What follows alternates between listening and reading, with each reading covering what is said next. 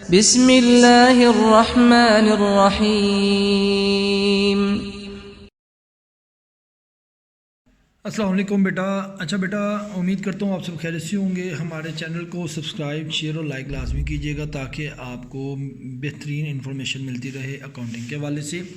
अच्छा बेटा, accounting question के इंट्रोडक्शन में मैंने डिटेल में आपको बताया था अकाउंटिंग क्वेश्चन के हवाले से। अब हम basically introduction for question solving, हम जब क्वेश्चन सॉल्व करेंगे तो उस हवाले से हमें क्या क्या चीज़ें फोकस करनी पड़ेंगी। ये कह लें कि मैंने कुछ लिमिटेड चीज़ें हैं जो फिक्स चीज़ें हैं वो आपके साथ शेयर कर देता हूँ। डिटेल में मींस एसेट्स में क्या क्या चीज़ें इन पूरे क्वेश्चंस में आएंगी, लायबिलिटीज़ में क्या क्या चीज़ें आएंगी और कैपिटल में क्या क्या चीज़ें आएंगी। क्योंकि हमने अकाउंटिंग क्वेश्चन के वाले से ये देखा था कि accounting question equal to assets is equal to liabilities plus owners equity. तो मेरे बेटे एक लिस्ट तैयार करवा देता हूँ आपको जिसमें हम इन सब चीज़ों को देख लेते हैं।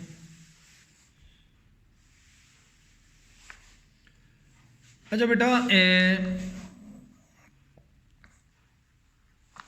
एसेट्स में जो आपको यहाँ पे चीज़ें मिलेंगी वो मैं आपके साथ शेयर कर देता हूँ। एसेट में आपका कैश एसेट में आएगा, आपका बैंक एसेट्स में आएगा। उसके बाद मेरे बेटे आपकी गुड्स जब वो परचेज़ करती हैं, सेल करते हैं, ज़ाहिर बात वो ऐड और लेस होंगी, वो आपकी एसेट्स में आएंगी। उसके बाद गुड्स के बाद आपका फर्नीचर है,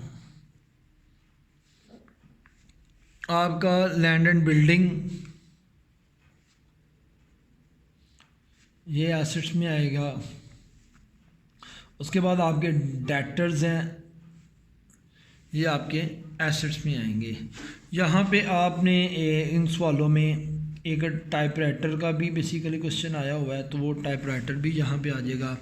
टाइपराइटर हो जाए, लैपटॉप हो जाए, ऐसी चीज़ें आ जाए जो नाम से हों, लॉन्ग टर्म के लिए हों एसेट्स, वो आपके एसेट्स में आएंगे। तो अकाउंटिंग क्वेश्चन में बेसिकली क्वेश्चन में मैक्सिमम आपसे ये चीज़ें पूछेगा। और एक चीज़ आपको जो कि एसेट होती है वो आपके pre paid expense, pre paid expense कोई भी होगा तो वो आपका कैश कम करेगा, दूसरा आपका एसेट होता है जब तक आप उसको यूज़ ना कर लें।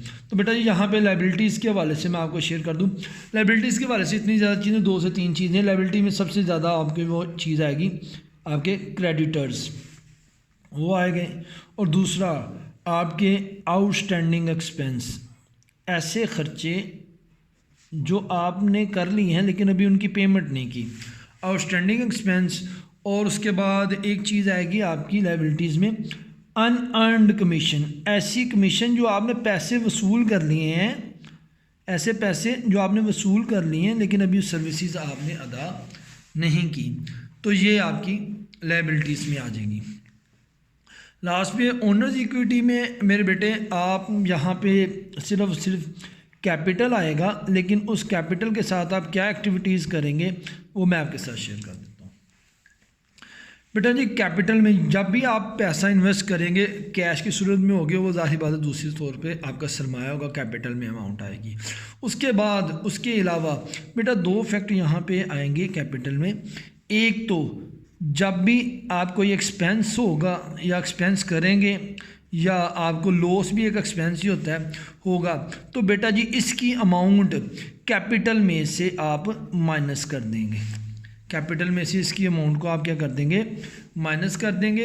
और एज इट इज़ ज़ाहिर बात है एक तरफ एक्सपेंस या लॉस है तो दूसरी तरफ प्रॉफिट है। अगर आप कोई चीज़ बेचते हैं उससे आपको मुनाफा होता है या और किसी एक्टिविटी से आपको प्रॉफिट होता है, तो मेरा बेटा आप वो अमाउंट कैश में तो ऐड होगी, दूसरा आपके प्रॉफिट कैपिटल में वो आप ऐड कर देंगे। प्रॉफिट ऐड होगा, एक्सपेंस या लॉस आप माइनस करेंगे। तो सारी बात है खर्चा होगा तो वो कैश को माइनस करेगा, प्रॉफिट होगा वो कैश को ऐड करेगा, तो दूसरा फैक्ट उसका कैपिटल के साथ होगा।